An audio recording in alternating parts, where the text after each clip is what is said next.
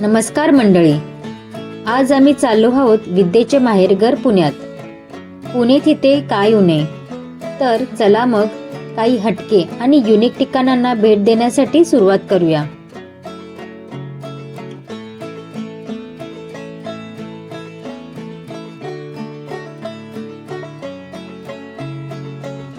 आमचा हा प्लॅन अगदी अचानक ठरलेला असल्यामुळे आम्ही कल्याणहून पुण्याला जाण्यासाठी 6 वाजताची दौंड एक्सप्रेस पकडली.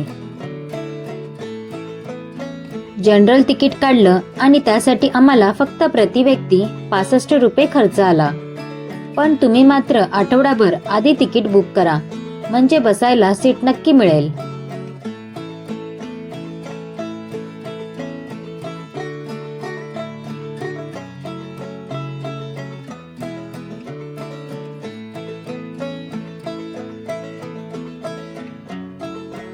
एक्सप्रेसने घाटातून प्रवास करताना जी मजा येते ती खरंच काही वेगळीच असते.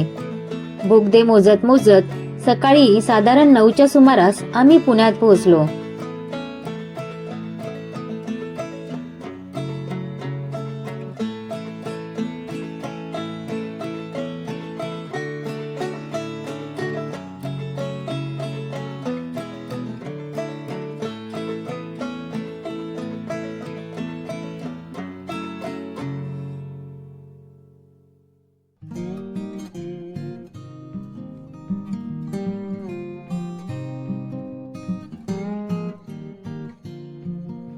थोडं फ्रेश होऊन आम्ही आमच्या दिवसाची सुरुवात केली गणपती बाप्पाच्या दर्शनाने. हे मंदिर पुण्यापासून फक्त 2 किलोमीटर अंतरावर आहे आणि इथली खास गोष्ट म्हणजे हे मंदिर इतर गणपती मंदिरापेक्षा खूपच वेगळं आहे. आम्ही ऑटोने मंदिराजवळ पोहोचलो, ज्याचं भाडं आम्हाला फक्त 50 रुपये पडलं. या युनिक ठिकाणाचं नाव आहे त्रिशुंड गणपती मंदिर. पुण्यामध्ये बरीच ऐतिहासिक ठिकाणं आहेत. त्यापैकीच एक महत्वाचं ठिकाण म्हणजे त्रिशुंड गणपती मंदिर. मध्ययुगीन पुण्याची शिल्पकला आणि मूर्तिकला दाखवणारं हे मंदिर उत्तम ऐतिहासिक नमुना आहेच. शिवाय इथली गणपतीची मूर्ती 3 सोंडेची असून गणपतीच्या दोन्ही बाजूला रिद्धिसिद्धी आहेत. मंदिरावरील शिल्प रेखीव आहेत. तसंच गणपतीची मूर्तीही वेगळ्या धाटणीची आणि ऐतिहासिक आहे. पेशव्यांच्या राजवटीत हे मंदिर बांधण्यात आलं. गोसाव्यांनी ते बांधल्याचा इतिहास आहे.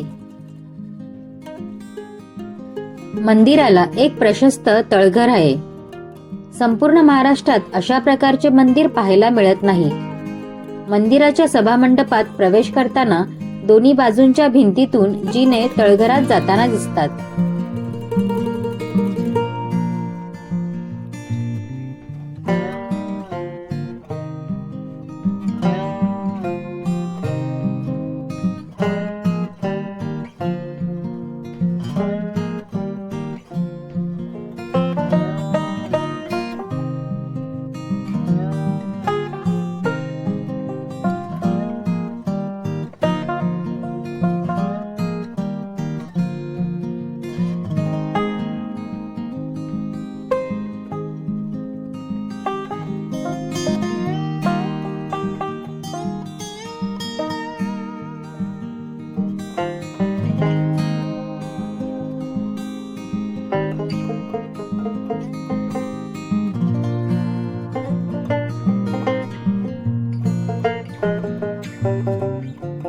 दर्शन झाल्यानंतर आम्ही शनिवारवाडाजवळ ऑटोने आलो.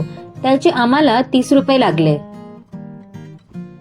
सकाळचा नाश्ता करण्यासाठी आम्ही शनिवारवाडा जवळच असलेल्या सुदामाचे पोहे स्नॅक सेंटर येथे गेलो.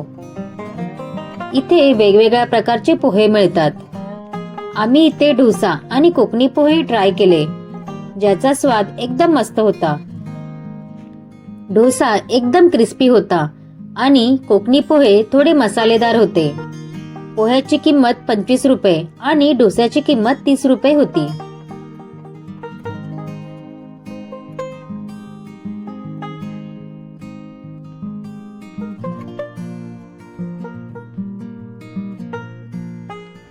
नाश्ता करून आम्ही जवळच असलेला ऐतिहासिक शनिवार वाडा पाहायला आलो.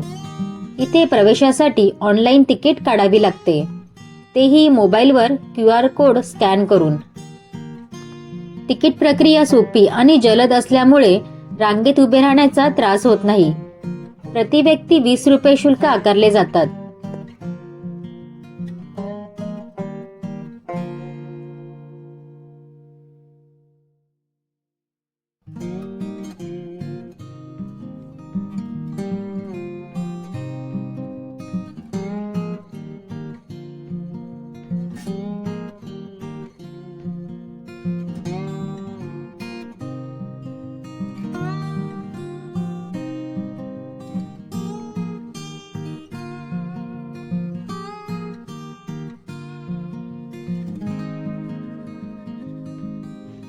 ऑनलाईन तिकीट दाखवल्यानंतर सहजपणे आत प्रवेश मिळतो.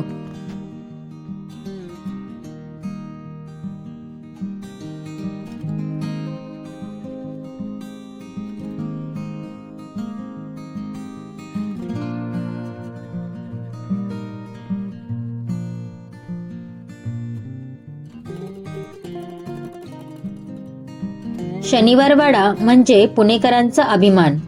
फक्त भारतातच नाही तर जगभरात कित्येक जण पुणे म्हटलं की शनिवार वाड्याचे नाव घेतात. छत्रपतींचे प्रधान असणाऱ्या पेशव्यांचा हा राजवाडा. शंभूपुत्र छत्रपती शाहू महाराज यांच्या काळात बाळाजी विश्वनाथ भट यांचे चिरंजीव पराक्रमी थोरले बाजीराव पेशवे यांनी या वाड्याची उभारणी केली. असं म्हणतात की पुण्यात एकदा शिकारीसाठी आलेल्या बाजीराव पेशव्यांना दृष्टांत झाला आणि तेव्हा त्यांनी मुळा आणि मुठा नदीच्या काठावर वाडा उभारण्याचे नक्की केले. माघ शुद्ध तृतीया या तिथीला म्हणजेच 10 जानेवारी 1730 रोजी भूमिपूजन करून शनिवार वाड्याच्या बांधकामाचा प्रारंभ केला. त्या दिवशी शनिवार होता म्हणून या वाड्याचे नाव शनिवार वाडा असं ठेवण्यात आले. पहिल्या टप्प्याचे बांधकाम पूर्ण होऊन 22 जानेवारी 1732 रोजी वाड्याची वास्तुशांती झाली. त्या दिवशीही शनिवार होता. वास्तुशांतीला 233 रुपये 8 आणे खर्च आला होता. 300 ब्राह्मणांनी वास्तुशांतीचे धार्मिक विधी केले. वाडा उभारण्यासाठी त्या काळात 16,110 रुपये खर्च आला होता. वाड्याभोवतालच्या भिंतीला 5 मोठे दरवाजे व 9 बुरुज आहेत. येथून जवळच मुठा नदी वाहते. तटबंदीला 5 दरवाजे असून त्यांना अनुक्रमे दिल्ली, मस्तानी, खिडकी, गणेश, जांभूळ दरवाजा ही नावे आहेत.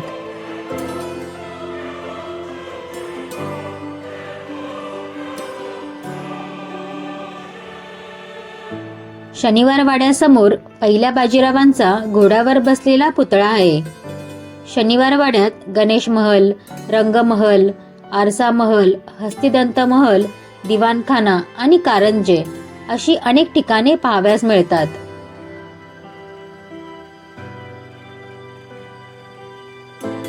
सत्तावीस फेब्रुवारी 1828 ला या वाड्याला आग लागली आणि ती आग विझवण्याकरता त्यावेळी तब्बल 7 दिवस लागले.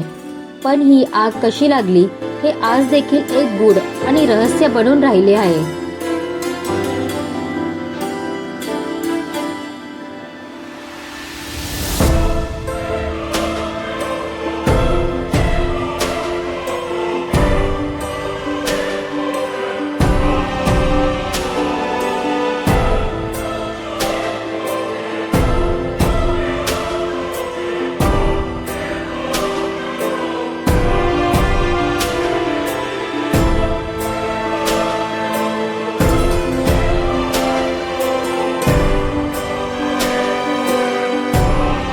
आता फक्त राजवाड्याच्या मजबूत तटबंदी असणाऱ्या भिंती व सुरक्षिततेसाठी अनुमतीदार तोफ असणारा भक्कम दरवाजा शिल्लक आहे. त्यानंतर आम्ही शनिवार वाड्याच्या बाजूला असलेल्या नाना वाड्याला भेट दिली. येथे प्रति व्यक्ती 25 रुपये तिकीट असून व्हिडिओ शूटिंगसाठी परवानगी नाही. बुधवार पेठेत वसंत टॉकीजच्या जवळ असलेला नानावाडा हा नाना फडणवीस यांनी 1780 साली स्वतःच्या निवासासाठी बांधला. सुमारे 20,000 चौरस फुटाहून अधिक क्षेत्रफळाचा हा वाडा पेशवेकालीन वास्तुशैलीचे उत्कृष्ट उदाहरण आहे. सध्या वाड्यातील खोल्यांमध्ये स्वातंत्र्य सैनिक जीवन कार्याची माहिती मांडण्यात आलेली आहे, जी इतिहासप्रेमींना नक्कीच आवडेल. 1884 साली डेक्कन एज्युकेशन सोसायटीची स्थापना याच वाड्यात झाली आणि 1907 पासून येथे न्यू इंग्लिश स्कूल भरवली जाऊ लागली. नाना वाडा पाहून चालतच आम्ही लाल महालाकडे निघालो. पुण्यातील कसबा पेठेत अत्यंत दिमाखात उभा असलेला लाल महाल मराठ्यांच्या इतिहासातील एक अत्यंत महत्त्वाचा साक्षीदार आहे. या ग्रामदेवताच्या सानिध्यात झांबरे पाटलांकडून जागा विकत घेऊन छत्रपती शिवाजी महाराजांचे वडील शहाजीराजे भोसले यांनी या महालाची उभारणी केली होती. याच महालात राजमाता जिजाबाई आणि बाल शिवाजी महाराज यांनी वास्तव्य केले. या लाल महालाने शिवाजी महाराजांचे बालपण, शिक्षण, स्वराज्याची प्रेरणा आणि न्यायप्रिय स्वभाव अगदी जवळून पाहिला आहे. याच ठिकाणी इतिहासात अजरामर झालेली एक थरारक घटना घडली. इसवी सन 1660 साली औरंगजेबाने आपल्या मामा शाहिस्तेखानाला शिवाजी महाराजांवर चाल करून जाण्याचे आदेश दिले. शाहिस्तेखानाने चाकणचा किल्ला जिंकून लाल महालातच आपला मुक्काम ठोकला. शिवाजी महाराजांनी आपल्या निवडक 400 मावळ्यांसह अत्यंत धाडसी छापा घातला. या हल्ल्यातच शाहिस्तेखानाची 3 बोटेही कापली गेली. आज जुना लाल महाल जरी अस्तित्वात नसला तरी पुणे महानगरपालिकेने त्याच जागेवर सध्याच्या लाल महालाचे पुनर्बांधकाम केले आहे. लाल महाल पाहून चालतच आम्ही कसबा गणपती मंदिरात आलो. कसबा गणपती हा पुणे शहरातील मानाचा पहिला गणपती मानला जातो. पुण्याची ग्रामदेवता म्हणून कसबा गणपती ओळखला जातो. या मूर्तीची स्थापना 1993 मध्ये झाली.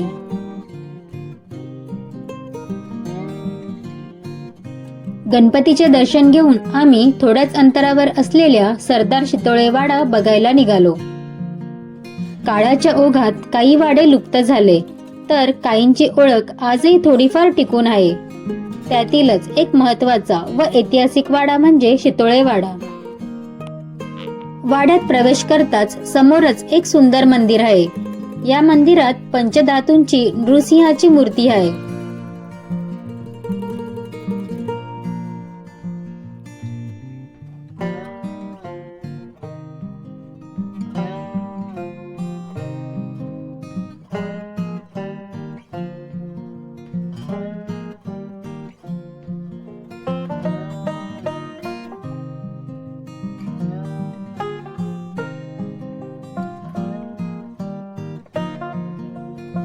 दरवर्षी नृसिंह जयंतीला येथे मोठा उत्सव साजरा केला जातो. हा वाडा बघून आम्ही 400 मीटर अंतरावर असलेल्या नगरकर यांचा दगडी वाडा बघायला निघालो. पुण्यातील बुधवार पेठेतील तापकीर गल्ली येथे वसलेला दगडी वाड्याला 134 वर्षांचा ऐतिहासिक वारसा आहे. इसवी सन 1890 साली रघुनाथ नगरकर यांनी हा वाडा बांधला असून तो नगरकर वाडा किंवा रघुनाथ दाजी निवास या नावानेही ओळखला जातो. आज मात्र हा ऐतिहासिक वाडा दुर्दैवाने जीर्ण अवस्थेत आहे. वाड्याचा मागील भाग पूर्णतः कोसळलेला असून वरच्या मजल्यावरील छतही धोकादायक स्थितीत आहे. तिथूनच पुढे दगडूशेठ हलवाई गणपती मंदिर आहे. रविवार असल्यामुळे जास्तच गर्दी होती, त्यामुळे आम्ही लांबूनच दर्शन घेतले.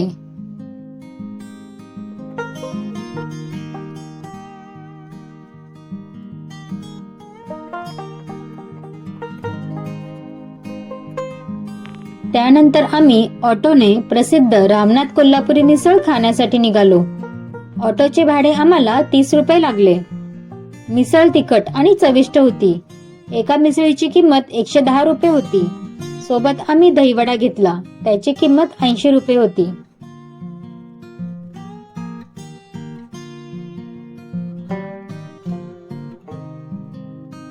मिसळ खाल्ल्यानंतर थोडं चालत साधारण 400 मीटरवर असलेल्या भारत इतिहास संशोधक मंडळाचे संग्रहालय पाहायला आम्ही निघालो.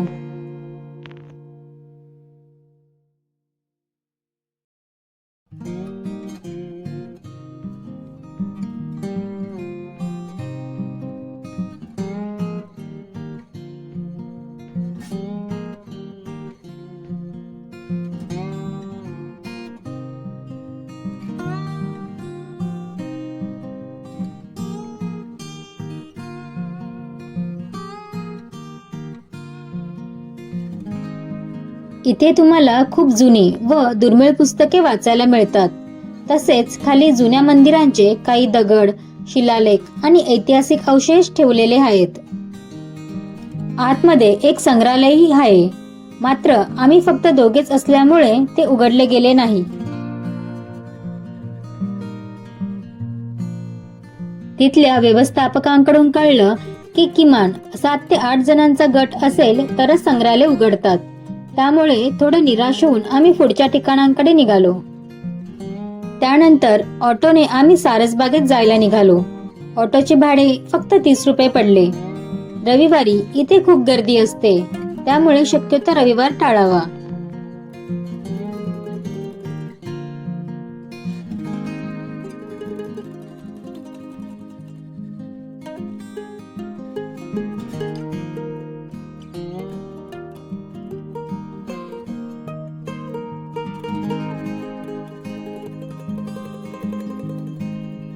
सारसबाग येथे गणपतीचे मंदिर आहे.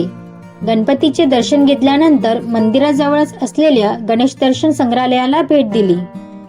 या संग्रहालयाची प्रवेश फी फक्त प्रति व्यक्ती 10 रुपये आहे.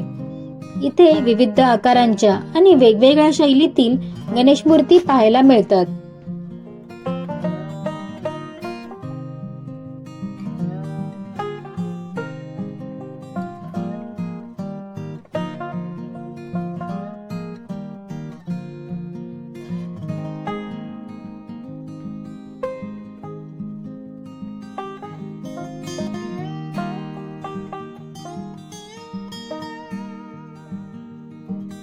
त्यानंतर आम्ही विश्रामबाग वाड्याकडे आलो.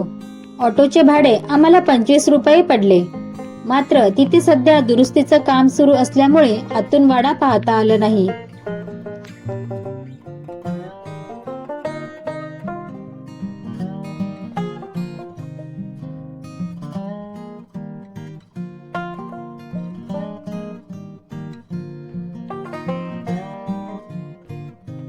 त्यानंतर आम्ही पावगी स्नॅक सेंटरला गेलो.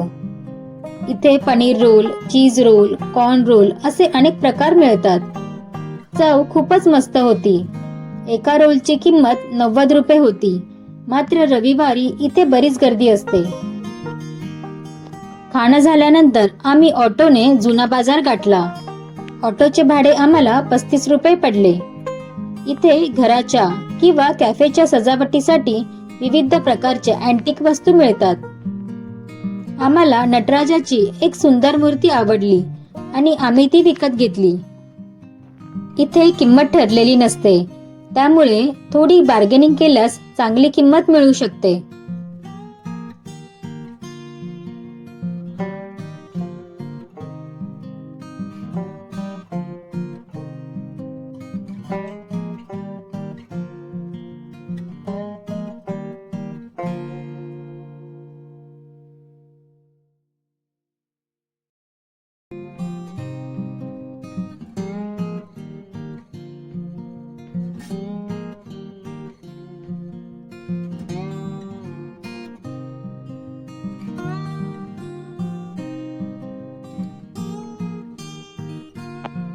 यानंतर आम्ही ऑटोने पुणे स्टेशनला पोहोचलो.